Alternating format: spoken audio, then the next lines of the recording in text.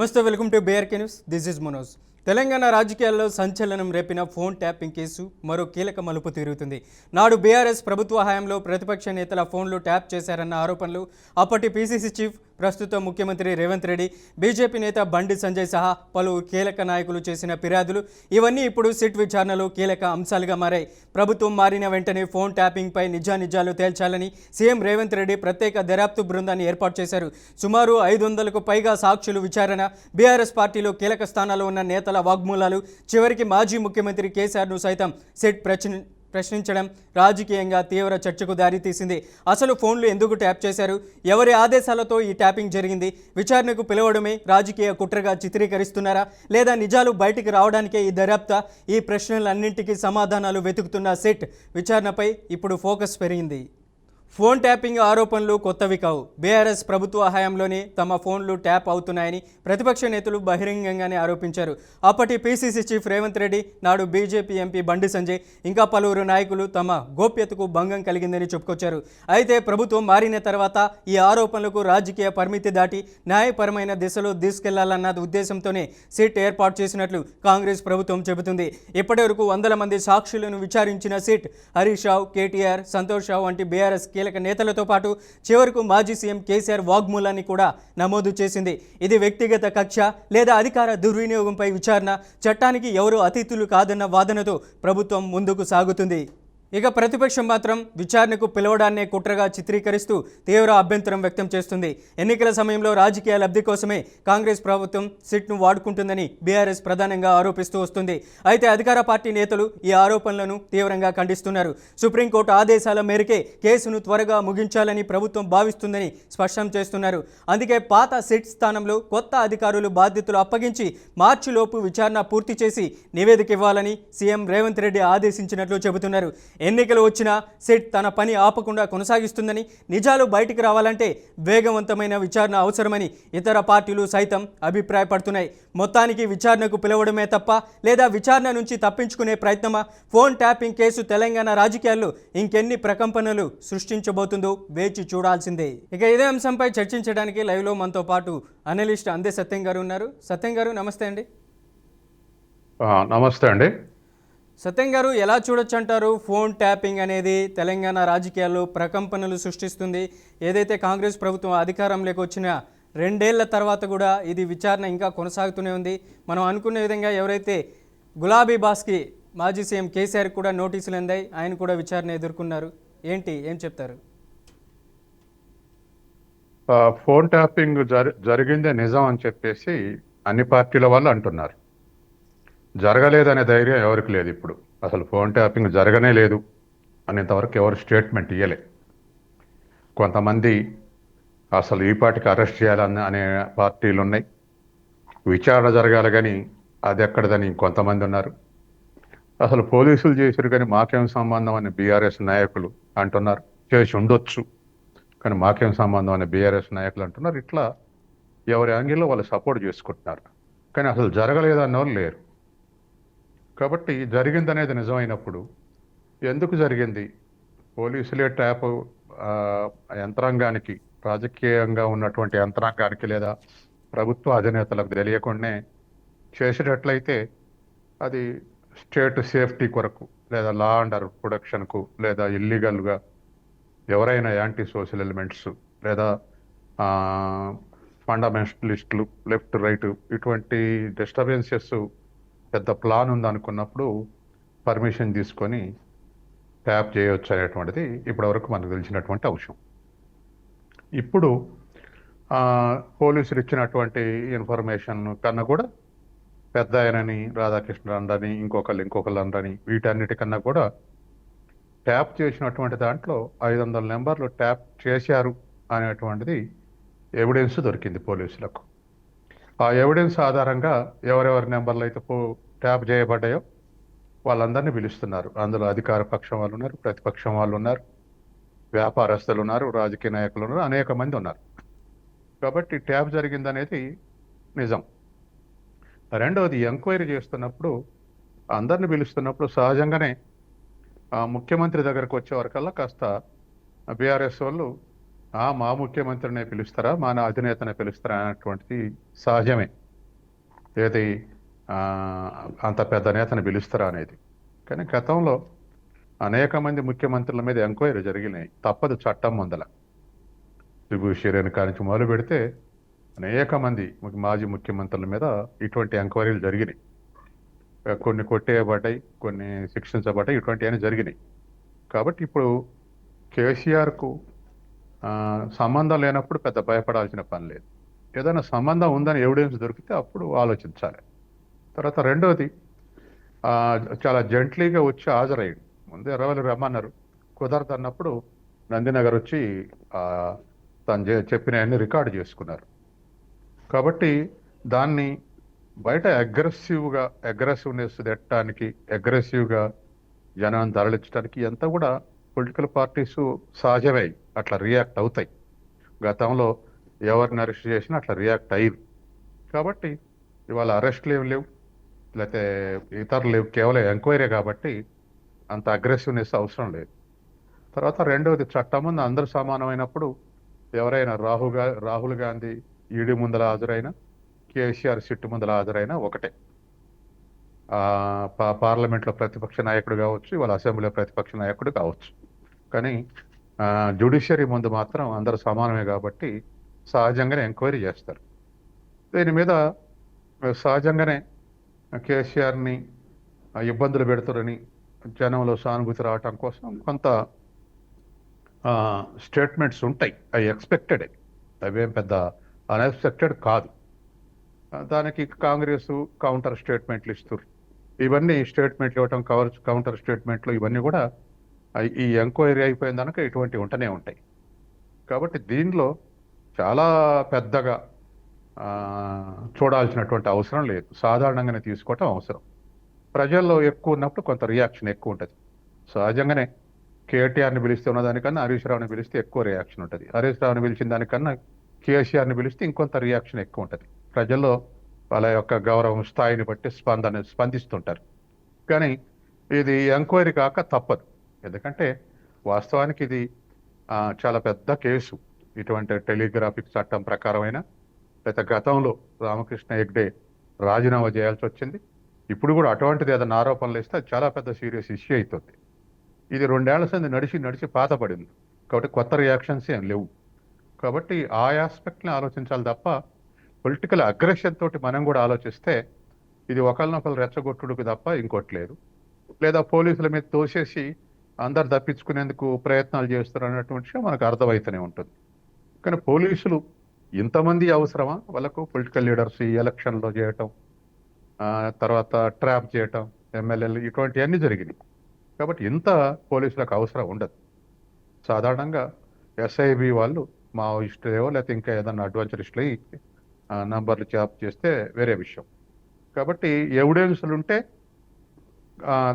ఖచ్చితంగా శిక్షించబడతారు. ఎవిడెన్స్ లేకపోతే ఖచ్చితంగా అక్రమంగా విచారించారు, మమ్మల్ని పొలిటికల్గా యారగెంట్గా బిహేవ్ చేశారు, మనల్ని అవమానించారు అనేటువంటి జనంలోకి వెళ్తుంది. ఇప్పుడు చంద్రబాబు నాయుడు అరెస్ట్ చేస్తే జగన్ ప్రభుత్వం కూలిపోవాల్సి వచ్చింది.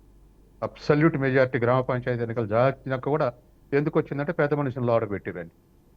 అట్లనే రేవంత్ రెడ్డిని గల్లాబట్టి అవతలేస్తే కూడా అది కూడా అగ్రెసివ్ని దారితీసి టీఆర్ఎస్ ఓడిపోవటానికి దారితీసింది. అది ప్రాథమిక ఒక ఎగ్జాంపుల్.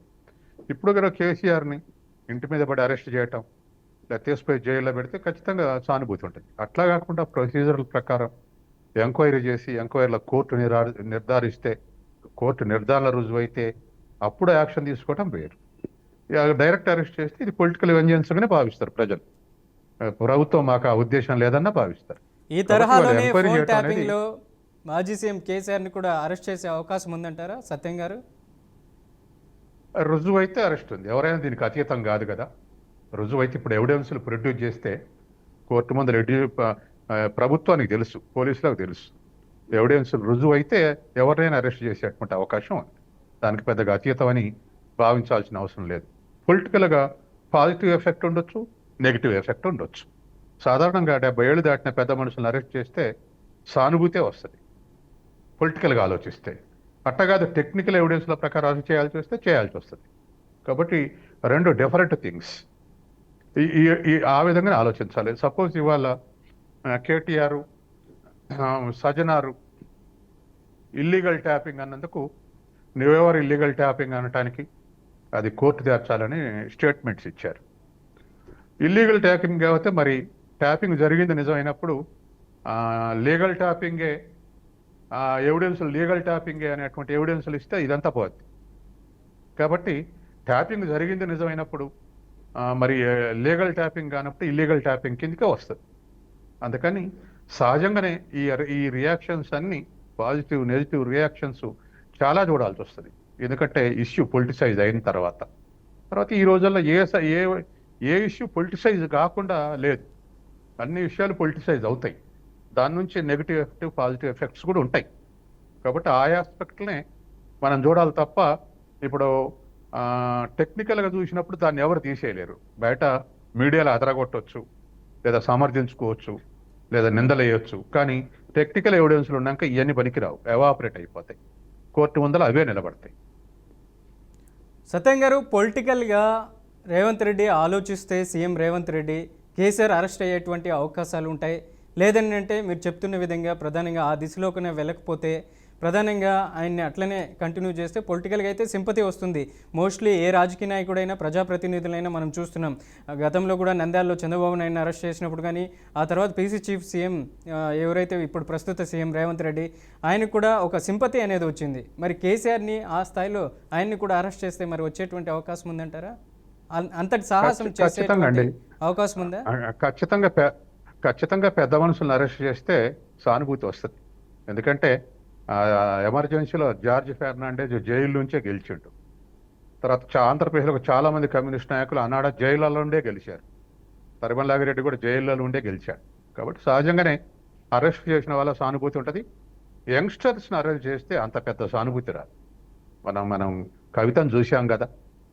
మరి టిఆర్ఎస్ పార్టీ మనస్ఫూర్తిగా ప్రదర్శనలకు పిలిపివ్వలేదా? ఏదో అట్లిచ్చి వదిలిపెట్టిరా, పెద్ద రియాక్షన్ రాలేదు. కాబట్టి యంగ్స్టర్స్ని ఎక్కువ మాట్లాడాలని అరెస్ట్ చేస్తే పెద్దగా రాదు. కానీ కేసీఆర్ పెద్ద మనిషి కాబట్టి, అందులో 10 ఏళ్ళు ముఖ్యమంత్రి చేశాడు కాబట్టి సహజంగా సానుభూతి వస్తుంది. కానీ తప్పు చేసి అరెస్ట్ అయిందంటే సానుభూతి రాదు. తప్పు ఎవిడెన్స్లు ఉండాలి, తప్పు నిర్ధారించాలి. అలా నిర్ధారించకుండా నేను అనుకోవటం కాంగ్రెస్ ప్రభుత్వం కూడా అరెస్ట్ చేస్తాను నేను అనుకోను, నిర్ధారణ కాకుండా. సత్యం గారు, ఈ ఫోన్ ట్యాపింగ్ అంశం అనేది ఏదైతే ఈ 2 ఏళ్ల కాలంలో ఎంతోమంది సాక్షులను విచారించు వస్తుంది. ప్రధానంగా అందులో భాగంగానే ఫోన్ ట్యాపింగ్లో ప్రతిసారి మాట్లాడినటువంటి సందర్భాలు కూడా మనం మాజీ సీఎం కేసీఆర్ చూసాం. ఇది అనేది ఒక నిఘా వ్యవస్థలాగా పనిచేస్తుంది. ఇది ప్రజాప్రతినిధులు చేసే ఫోన్ ట్యాపింగ్ కాదు, ఇది ఇంటెలిజెన్స్కి సంబంధించినటువంటి అంశం. ఇది ప్రధానంగా ఎక్కడైనా లా అండ్ ఆర్డర్ ప్రాబ్లం ఎత్తినప్పుడు కానీ, అలాగే ఏదైతే అక్కడ ఉన్నటువంటి ఉగ్రవాద కదలికలు కానీ, మావోయిస్టు కదలికలు కానీ, మరోవైపు ఏదైనా విపత్తు నిర్వహణ అట్లాంటి అంశాలు ఏదైనా ఉన్నప్పుడు మాత్రమే ఇంటెలిజెన్స్కి సంబంధించినటువంటి వాళ్ళు ఒక సిస్టమ్ అనేది వర్క్ చేస్తుంది. ఆ నిఘా వ్యవస్థ ఆ రిపోర్ట్ని మేము తెప్పించుకుంటాము అని కేసీఆర్ చెప్తున్నారు. ఆ రిపోర్ట్ని ఎవరైతే ఉంటారో సీఎంగా ఆ రిపోర్ట్ని తెప్పించుకొని మేము పరిశీలిస్తామనేసి కూడా సీఎం కేసీఆర్ గతంలో చెప్పారు. ఆయన సీఎంగా ఉన్నప్పుడు ఇప్పుడు కూడా పలు సందర్భాల్లో చెప్పినటువంటి పరిస్థితి ఉంది. ఎలా చూడొచ్చు అంటారు? కేసీఆర్ అన్నది ఒకటి వాస్తవం. ఇంటెలిజెన్స్ చీఫ్ రోజు మార్నింగ్ 8 to 9, అదే కేంద్రంలో అయితే ఐబీ చీఫ్ ప్రధానమంత్రికి మార్నింగ్ 1 hour కలిసి బ్రీఫ్ చేస్తారు. రాష్ట్రంలో 24 hours ఏం జరిగినాయి అనేటువంటి బ్రీఫ్ చేస్తారు. అది వాస్తవమే. ఇప్పుడున్న సీఎం కూడా అటువంటి ఫెసిలిటీ ఉంటుందా? రేవంత్ రెడ్డి కూడా ఎస్, ఎవరికైనా ఉంటుంది. కానీ ట్యాప్ చేసి కాదు. అది వాళ్ళకున్నటువంటి ఇంటెలిజెన్స్ సమాచారం మేరకు చేస్తారు. ఒకవేళ ఆయన పర్మిటెడ్ ఉగ్రవాదులను లేదా ఇతరులను ట్యాప్ చేస్తే అది కూడా పర్మిటెడ్ ఉంటే దానికి కూడా అభ్యంతరం ఉంటుంది. ఇప్పుడు కంటెన్షన్ ఏమిటంటే ఇక్కడ ఈ ట్యాపింగ్లో మావోయిస్టుల పేరు మీద కొన్ని నెంబర్లు అప్రూవ్ చేసుకొని ఆ నెంబర్ల పేరు మీద ఇతరులందరూ ట్యాప్ చేశారనేది ఇవాళ ఉన్నటువంటి ఎవిడెన్స్. నిజంగా మావోయిస్టుల పేర్లు లేదా ఇంకొకళ్ళ పేర్లు ఉండుంటే, అంటే లా అండ్ ఆర్డర్కు భిన్నంగా వ్యవహరించే వాళ్ళు ఉన్నారు. ఇప్పుడు పార్లమెంటరీ ప్రజాస్వామ్యం ఉంటే చేయటానికి లేదు. కానీ అట్లా కాదు, పార్లమెంటరీ డెమోక్రసీకి భిన్నంగా వ్యవహరిస్తారు, లేకపోతే సమస్య రాష్ట్రానికి కేంద్ర భద్రతకు ప్రమాదం ఉందన్నప్పుడు పర్మిషన్ తీసుకుంటారు, చేస్తారు. అది నడిచేదే. కానీ పర్మిషన్ తీసుకున్న నెంబర్లు వేరు, చేసిన నెంబర్లు వేరు. తర్వాత ఇంతమంది బండి సంజయ్ లాంటి వాళ్ళు కూడా నెంబర్లు కూడా ట్యాప్ అయ్యి, చాలామంది సెలబ్రిటీస్ ట్యాప్ అయ్యి, ఎంపీలు ట్యాప్ అయ్యి, ఇటువంటి మాజీ మంత్రులు ట్యాప్ అయ్యి, ఇటువంటివన్నీ వాళ్ళు యాంటీ సోషల్ ఎలిమెంట్స్ కాదు కదా, లేదా లెఫ్ట్ అడ్వెంచరిస్ట్లో రైట్ అడ్వెంచరిస్ట్లో కాదు కదా. అక్కడ ఇవాళ ఉన్నటువంటి కంటెన్షన్. కాబట్టి కేసీఆర్ చెప్పేది వేరు, జరిగింది వేరు. కేసీఆర్ ఇంటెలిజెన్స్ బ్రీఫ్ చేస్తుంది, వాళ్ళు కావాల్సిన సమాచారం నిజమే, అది నిజమే. కానీ పర్మిటెడ్ కాకుండా 100 లేదా 200 నెంబర్లు కాకుండా కానటువంటి వాళ్ళందరికీ ట్యాప్ చేస్తే ఆ పరిస్థితి వాళ్ళు. కవిత అన్నదిగా అల్లుంది కూడా ట్యాప్ చేశారని, నా భర్తది కూడా ట్యాప్ చేశారు అన్నారు కదా. అంత దూరం ట్యాప్ చేసి ఇంకా చాలామంది వైఫ్ అండ్ హస్బెండ్ స్టేప్, ఇండివిజువల్స్, పారిశ్రామికవేత్తల ట్యాపింగ్ ఇవన్నీ ఉన్నాయి. అవి ఏ ఎండ్స్ కోసం చేశారు అంటే బాండ్స్ కొనడానికి చేశారా, లేక రాజకీయంగా ఫిక్సింగ్ చేయడానికి చేశారా? ఉదాహరణకు ఇవాళ డెమోక్రసీలో ఇంపర్ఫెక్షన్స్ కొన్ని ఉన్నాయి. డబ్బులు పంచి గెలవటం, దౌర్జన్యం చేసి గెలవటం, తర్వాత ఎదుటి వాళ్ళని ప్రచారం చేయకుండా గెలవటం, ఇవన్నీ ఉన్నాయి. ఇది అంతకన్నా సీరియస్. అసలు మనిషిని ఫిక్సింగ్ చేసి మూమెంట్ తెలుసుకోవటం, నేను మాత్రం కోటి పంచి అవతలోడు 10 రూపాయలు కూడా ఇవ్వడానికి లేదని ఈ విధంగా ఫిక్స్ చేయటం అంటే ఖచ్చితంగా హైజాక్ చేసినట్టే. కాబట్టి అటువంటివి జరిగి ఉంటే ఇవాళ ఇబ్బందులు జరిగినటువంటి వార్తలు, ఆ వార్తలు ఏ మేరకు ఎవిడెన్స్లు ప్రొడ్యూస్ చేస్తారు పోలీసులు లేదా సిట్ అనేటువంటిది ఇప్పుడు రేపు కోర్టు ముందుకు రాబోయే షార్ట్ షీట్లో ఇవన్నీ ఎవిడెన్స్లు చూపెట్టాల్సి వస్తుంది. పొలిటికల్గా చాలా స్టేట్మెంట్ ఇవ్వచ్చండి, వాటిని పట్టుకొని మనం డెసిషన్ తీసుకోలేము. కాబట్టి ఇవాళ జరిగింది ఖచ్చితంగా పర్మిటెడ్ ఫోన్లు కాకుండా అనేకం చేశారనేది. అట్లా అనేకం చేయటం అనేది టెలిగ్రాఫిక్ చట్టం ప్రకారం తప్పు, మోరల్ కూడా తప్పు. ఇది రాజకీయ నాయకులకు ఉన్నటువంటి అనుమానం ఇప్పటిదే కాదు సత్యం గారు. గతంలో బీఆర్ఎస్ ప్రభుత్వం అధికారంలో ఉన్నప్పటి నుంచి ఇప్పుడు ఉన్నటువంటి ప్రధానంగా బండి సంజయ్, అలాగే ఎవరైతే సీఎం రేవంత్ రెడ్డి కూడా ప్రధానంగా అప్పుడే ఆరోపణలు చేస్తున్నటువంటి పరిస్థితి ఉంది. మరి అత్యాధునిక ఎక్విప్మెంటు విదేశాల నుంచి తెప్పించి వ్యక్తిగతంగా పలువురు రాజకీయ నాయకుల ఫోన్లు ట్యాపింగ్ చేయడానికి వాళ్ళు వ్యక్తిగతంగా వాడారనేసి కూడా ప్రధానంగా బీజేపీ, కాంగ్రెస్ కూడా ఆరోపిస్తూ వస్తుంది. మరి ఆ దిశలో పొలిటికల్గా వాళ్ళు వ్యక్తిగతంగా ఈ ఫోన్ ట్యాపింగ్ని వినియోగించుకుంటే ఎలాంటి అరెస్ట్ చేస్తే కేసులు ఉండబోతాయి, ఎలాంటి వాళ్ళకి ఎన్ని రోజుల వరకు వాళ్ళని అరెస్ట్ చేసేటువంటి అవకాశం ఉంది, లోపల పెట్టేటువంటి ఎన్ని రోజుల శిక్షలు, ఏ ఏ ప్రకరణం ప్రకారం శిక్షలు అనేటువంటిది అవి మనం చెప్పేయిగా జ్యుడిషియరీ నిర్ణయించాల్సిందే. కానీ ఒకటే నిజం అంటే ఇల్లీగల్గా ప్రతిపక్ష నాయకుల ట్యాప్ జరుగుతుంది లేదా వింటున్నారనేటువంటి ఆరోపణలు అనేకం గత దశాబ్దాల కాలంగా వింటున్నాం మనం. ప్రత్యర్థులై లేదా సొంత పార్టీలనే ప్రతిపక్షంగా ఉన్న సొంత పక్షంలో ఉంటూ అసమ్మతివాదులు ఉన్నటువంటి అటువంటి వాళ్ళ ట్యాపింగ్ జరుగుతుందని ఎప్పటి నుంచో ఆరోపణలు ఉన్నాయి కేంద్రంలో, రాష్ట్రంలో కూడా. కానీ ఇట్లా ఏది ఎవిడెన్స్ అంటే వాటిని రికార్డింగ్ చేసినటువంటి వాటిని పగలగొట్టడం ఇవన్నీ చేశారు. కాబట్టి రీట్రీవ్ అయ్యేది కాదు, ఏదో ఒక దాంట్లో ద్వారా కొన్ని ఫోన్లు దొరికినాయి. మొత్తం ఇన్ఫర్మేషన్ ఉంటే 1000 ఉండేటువంటి అవకాశం ఉంది. ఏదేమైనా మొత్తం మీద కొంత ఎవిడెన్స్ సంపాదించగలిగారు. అది సరిపోతుందా లేదా అనేటువంటిది మనకు ఎవిడెన్స్లు ఏమేమి దొరికినాయి అనేది మనకు తెలియదు. కాబట్టి అన్ని పత్రికల్లో కానీ లేదా ఇతరన్ని ఎక్స్పెక్టేషన్సే. నిజంగా ఎవిడెన్స్లు దొరికితే ఏమేమి ఎవిడెన్స్లు అనేది ఇప్పుడు ప్రశ్నించిన వాళ్ళ దగ్గర కొన్ని ఎవిడెన్స్లు పెట్టి ప్రశ్నిస్తున్నారు. కానీ ఒకటే ఏమిటంటే ఇలా పోలీసుల సంబంధం ఉందన్నది వాస్తవం. కానీ రాజకీయ నాయకులు, మంత్రులు కానీ, ముఖ్యమంత్రి కానీ నోటి మాటగా చెప్తే మాకేం సంబంధం అనేటువంటి అవకాశం ఉంది. ఇప్పుడు ఏది పేపర్ మీద రాయరు కాబట్టి ఆర్డర్ ఇచ్చినట్టుగా, జీవోలు ఇచ్చినట్టుగా, మంత్రి సిగ్నేచర్ అయితే ఫైనల్గా జీవో ఇచ్చినట్టుగా అటువంటి ఏమి వీటి కోసం ఇన్ రిటర్న్లు ఉండవు. కాబట్టి బహుశా మేము దాంట్లో సేవ్ కావచ్చు అన్నటువంటి కాన్ఫిడెన్సు మాజీ మంత్రులకు, ఇతరులకు ఉండేటువంటి ధైర్యం సహజంగా అది ఎస్కేప్ కావడానికి అవకాశం ఉంది. కానీ వాళ్ళు కూడా ఉన్నారు దీంట్లో అనేటువంటిది మరి ఏమేమి ప్రొడ్యూస్ చేస్తారో చూడాలి మనం. సార్, ఇప్పటి వరకు జరిగినటువంటి కాంగ్రెస్ ప్రభుత్వం వచ్చినటువంటి 2 ఏళ్ల కాలంలో బీఆర్ఎస్ పైన కాళేశ్వరం ప్రాజెక్టు, అలాగే ఏదైతే గొర్రెల స్కామ్, ఈ కార్ రేసు, అలాగే ఫోన్ ట్యాపింగ్, మొత్తానికి ఇవి విచారణకు మాత్రమే పరిమితం అవుతున్నాయి. కానీ అమలులో మాత్రం ఇది సాధ్యం కాలేదు, అరెస్టుల దాకా వెళ్ళట్లేదనేది ఒక వాదన వినపడుతుంది. మరి ఫోన్ ట్యాపింగ్ అంశంలో ఇది తీవ్రమైనటువంటి పరిణామాలు దాల్చే అవకాశం ఉందంటారా? ఇప్పుడు పొలిటికల్ స్టేట్మెంట్స్ అండి. ఇప్పుడు కాంగ్రెస్ నాయకుల కన్నా బీజేపీ నాయకులు చాలా అగ్రెసివ్గా ఉన్నారు. తక్షణం అరెస్ట్ చేయకుండా ఏంది ఈ తంత అని. బహుశా కాంగ్రెస్ నాయకులు కూడా ఎవరు అరెస్ట్ చేయరేందని అడగట్లేదు. కానీ బీజేపీ నాయకులు ఎవిడెన్స్ వచ్చినా కూడా ఎందుకు అడగట్లేదు అనేటువంటిది ఒకటి. రెండవది, కాదు అరెస్ట్ చేస్తే వాళ్ళని బలహీనపడితే లొంగ తీసుకోవచ్చు అనేటువంటి ఉద్దేశం ఉందా? లేకపోతే వీళ్ళు ప్రధానమంత్రి ఇటువంటి అవినీతి పరులని మా పార్టీలో కలుపుకోని ఒకసారి స్టేట్మెంట్ ఇచ్చారు. కానీ అటువంటి రిజర్వేషన్స్ కట్టుబడి ప్రధానమంత్రి మాట కట్టుబడి ఉండి ఇటువంటి స్టేట్మెంట్ ఇస్తున్నారా? లేదా బీజేపీకి ఆల్టర్నేటివ్ ఎదగటానికి ఈ బీఆర్ఎస్ అడ్డంగా ఉంది, బీఆర్ఎస్ జీరో లెవెల్కి పోతే మేము ఎదుగుతున్నటువంటి ఒక ఆశతోటి ఈ స్టేట్మెంట్ ఇస్తున్నారా? ఇవన్నీ పొలిటికల్ పాజిబిలిటీస్. కాబట్టి అట్లాగే కాళేశ్వరం అయినా, గొర్రెల లేదా ఇతర స్కాములైనా ఖచ్చితంగా అవన్నీ నవ్వుల పాలైనటువంటి ప్రోగ్రాంలు. ఇప్పుడు కేసీఆర్కు రైతు బంధు పెడితే మంచి పేరు వచ్చింది, అదే పేరు మిగతా స్కీములలో రాలేదు. తర్వాత కింది వాళ్ళు బాగా దుర్వినియోగం చేశారు, మంత్రుల, మిగతా వాళ్ళ, ఐఏఎస్ ఆఫీసర్ల.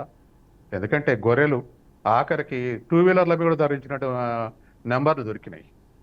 ఎలక్ట్రిసిటీ కూడా ఉన్న రేట్ల కన్నా మ్యాక్సిమం రేట్లు కోడ్ చేశారని ఉంది. ఇవన్నీ బయటకు రావాల్సిన విషయం. కానీ కాళేశ్వరం అనేది కళ్ళకి ఎదురుగా ఆ ఫెయిల్యూర్ అగుపడుతుంది, బ్యారేజ్ పగిలింది అనేటువంటిది అగుపడుతుంది. దాంట్లో అనేకమైనటువంటి ఎవిడెన్స్లు కూడా ఉన్నాయి. ఇదే సందర్భంలో మొన్న పార్లమెంట్లో సెంట్రల్ గవర్నమెంట్ 3 అత్యధిక ప్రమాదం ఉన్న బ్యారేజీలు అందులో కాళేశ్వరం కూడా ఉందని తేల్చారు. కాబట్టి ఊకనే ఏదో 2 పిల్లర్లు పోయిన 50 కోట్లకు రిపోర్ట్ అయితే సహజమే, అధికార పార్టీ చిన్నది చేసి చెప్పాలని ఆ విధంగా చెప్తారు. కానీ దానికి టెక్నికల్గా అనేకమైనటువంటి లోపాలు జరిగినటువంటి విషయాలు ఎన్డీఏసీ చెప్తున్నారు, లేకపోతే అది చెప్తుంది, కేంద్ర జలమండలి చెప్తుంది, ఇంకా ఇతర అథారిటీస్ 2-3 అథారిటీస్, తర్వాత ఏకసభ్య కమిషన్, గోస్ కమిషన్ చెప్తుంది, ఇవన్నీ చెప్తున్నాయి. కాబట్టి వాటికి టెక్నికల్గా ఫాల్ట్స్ వల్లనే ఇప్పుడు పొలిటికల్ విల్ కాదనిలేము, బ్యారేజ్ కట్టాలని, నీళ్లు సప్లై చేయాలనేది. కానీ దానిలో జరిగినటువంటి తప్పులు ఇప్పుడు ఖచ్చితంగా ఆ బ్యారేజ్ మూసేయాల్సి వచ్చింది. మరి దరిదాపు 90,000 కోట్లు ఖర్చు పెట్టారు, రాష్ట్రం మీద పెద్ద బర్డను, పెద్ద నష్టం అది. దానికి తప్పెవరు, అకౌంటబిలిటీ ఉండాలి కదా. కాబట్టే బీఆర్ఎస్ ఓడిపోవటంలో ఒక డజన్ కారణాల్లో కాళేశ్వరం కూడా ఒకటి. ఇటువంటి తప్పులు అనేకం ఉండటంతో ఓడిపోయింది. ప్రజలు కూడా నమ్మారు ఇది జరిగింది అనేది. ఇప్పుడు అది ఆగిపోయింది కాబట్టి సహజంగానే అది ఫెయిల్యూర్ కిందకే వస్తుంది. అది మళ్ళీ పునర్నిర్మాణం చేసి తర్వాత నీళ్లు ఇడ్చి అది ప్రమాదం లేకుంటున్నంత కాలం అటువంటి కంప్లైంట్స్ నడుస్తూనే ఉంటాయి, అది ప్రచారం నడుస్తూనే ఉంటుంది. ఎందుకంటే కళ్ళకు ఎదురుగాటువంటి ఫిజికల్ ఫెయిల్యూర్, ఏమన్నా కరప్షన్ జరిగిందంటే కళ్ళకు అవ్వపడదు, కానీ అది కళ్ళకు అవ్వపడుతుంది. తర్వాత 17 లక్షల ఎకరాలు అనుకున్నది ఇప్పుడు ఎవరికి ఇవ్వలేని స్థితిలో ఉంది. అందుకని ఇటువంటి ఫెయిల్యూర్స్, ఏ గవర్నమెంట్ అయినా ఇటువంటి ఫెయిల్యూర్స్ అవ్వపడుతుంటే ఖచ్చితంగా ప్రజలు వ్యతిరేకిస్తారు. ఎందుకంటే పబ్లిక్ మనీ కదా, 1000 కోట్లు 2000 కోట్లకే పెద్ద ఇప్పుడు గతంలో స్కాములు జరిగితే బోఫోర్స్ కుంభకోణం వాల్యూ ఎంత టోటల్ 64 కోట్లే. కానీ వీపీ సింగ్ ఎదురు తిరిగి దాన్ని బయట తీసుకొస్తే కాంగ్రెస్ ప్రభుత్వం ఓడిపోయింది. అట్లాగే 2G కుంభకోణం 400 కోట్లు అన్నారు, అప్పుడు 400 కోట్లు అన్నారు, అయిపోయిన తర్వాత అసలు స్కామే లేదని తీర్పిచ్చినాయి కోర్టులు, అయినా యూపీఏ ఓడిపోయింది. కాబట్టి ఇటువంటివి జరుగుతాయి. కాళేశ్వరం లాంటి డజన్ కారణాలు ఉన్నాయి. ఇప్పుడు ఆ డజన్ కారణాలు పోవాల్సిన అవసరం లేదు, కానీ ఇటువంటివి నెగిటివ్ అయింది బీఆర్ఎస్ గవర్నమెంట్. కాబట్టి ఏ గవర్నమెంట్ అయినా ఇటువంటి జరిగినప్పుడు ఖచ్చితంగా వ్యతిరేక ప్రభావం పడేటువంటి అవకాశం ఉంది. గతంలో అయితే చదువుకున్న వాళ్ళకే తెలిసేది, ఇప్పుడు చదువుతోటి పని లేదు, డిజిటల్ మీడియా ఎదురుంగుంది, ప్రతి దాన్ని లేవనెత్తుంది, ఎడ్యుకేట్ అవుతున్నారు. కాబట్టి రిజల్ట్స్ ఖచ్చితంగా నెగిటివ్ వస్తాయి తప్పులు చేసినప్పుడు. ఇవాళ కాళేశ్వరం ఫెయిల్యూర్ అయినా, లేకపోతే ఫోన్ ట్యాపింగ్ అయినా, ఇవన్నీ చైతన్యవంతుల వాళ్ళు యాక్సెప్ట్ చేయరు. ఇది కరెక్ట్ కాదనుకున్న తర్వాత కరెక్ట్ కాదు. రైట్. అందిల్ సత్యం గారు, ప్రధానంగా లైవ్లోకి వచ్చి మీ విశ్లేషణ అందించినందుకు ధన్యవాదాలు. Thank you so much. Phone tapping కేసులో ప్రధానంగా ఇప్పటి వరకు గత కాంగ్రెస్ ప్రభుత్వం అధికారంలోకి వచ్చినప్పటి 2 ఏళ్ల కాలంలో దాదాపుగా చాలా వరకు 500 మంది సాక్షుల్ని విచారించింది. ఇప్పటికే ప్రజాప్రతినిధుల్ని అలాగే అధికారులు కూడా విచారించినటువంటి పరిస్థితి ఉంది. ఎవరైతే మాజీ ఇంటెలిజెన్స్ చీఫ్ ప్రభాకర్ రావుతో పాటు శ్రావణ్ రావు, భుజంగరావు అలాగే ఉన్నటువంటి ప్రజాప్రతినిధులు మాజీ మంత్రి కేటీఆర్తో పాటు హరీష్ రావు అలాగే ఎంపీ సంతోష్ రావుతో పాటు ఎవరైతే గులాబీ బాస్ మాజీ సీఎం కేసీఆర్ వరకు ఈ విచారణ ఎదుర్కొన్నారు ఫోన్ ట్యాపింగ్లో. మరి ఎవరికైనా సిట్ నోటీసులు అందజేస్తుందా, లేకపోతే మరొకసారి కేసీఆర్ని విచారణకు పిలిపించి అరెస్ట్ చేసేటువంటి అవకాశాలు ఉన్నాయనేది కూడా రాబోయే రోజుల్లో తెలియాల్సినటువంటి పరిస్థితి అయితే ఉంది. ఇది ఇవాల్టి స్పెషల్ డిస్కషన్. మరో డిస్కషన్లో మళ్ళీ కలుద్దాం. చూస్తూనే ఉండండి బీఆర్కే న్యూస్.